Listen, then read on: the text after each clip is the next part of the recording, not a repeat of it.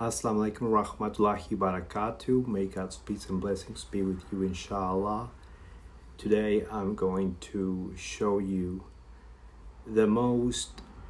probably the most misconstructed verse in the West regarding Islam and the Quran.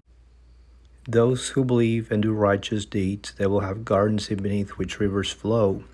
Whenever they are provided with a provision, fruit therefrom, they will say, "This is what we were provided with before," and it is given to them in likeness. And they will have therein purified spouses, and they will abide therein eternally. So first off, it does talk about purified spouses, plural, and being in heaven, which is what the claim is, that these jihadists are fighting because they're told that when they go to heaven they'll have 70 spouses, virgins, whatever. They added the number 70. They also added the forget about jihadist meaning a fighter. That's a made up one also, but it says whoever believes and does righteous deeds.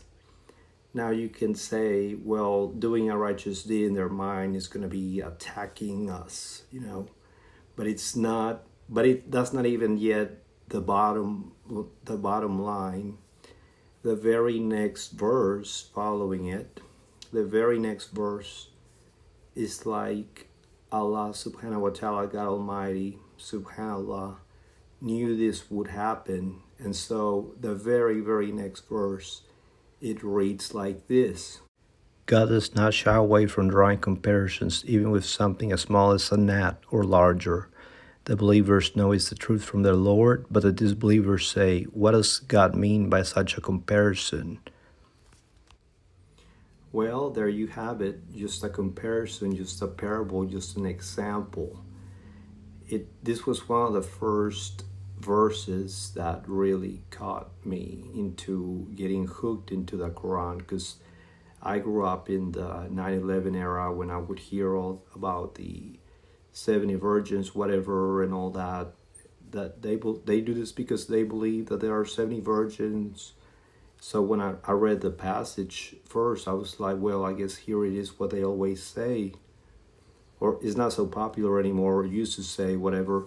But then when I read the follow-up, I was like, they made this up all along, and it's a parable, only a parable.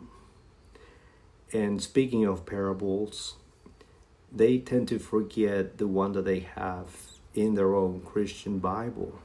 Let's take a glance at it, not so much read or mention it just because of time, but let's have a glance at it. So there you have it. They have a precise number of actual virgins, not purified spouses. The setting seems to be here on earth, and they're carrying oil and they're trimming, and that's all I need to read to want to stop reading the rest. And it's 10 women marrying the same guy, which according to them in the first place that's forbidden, but nobody ever mentions that. Nobody ever brings that up. And even though it's just a parable only, it's just something else how that one, which is more precise, more literal, more of this world, never at all gets referred to. But then we hear the twisted verse from the Holy Quran. A'udhu billah, whoever made that.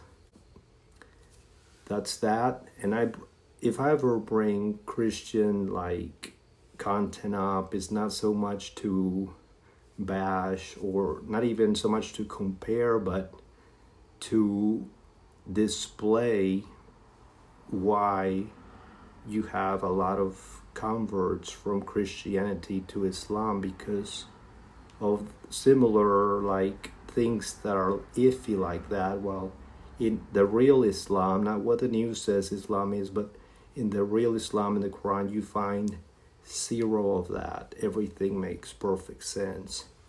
My peace, I'll leave y'all. Assalamu alaikum.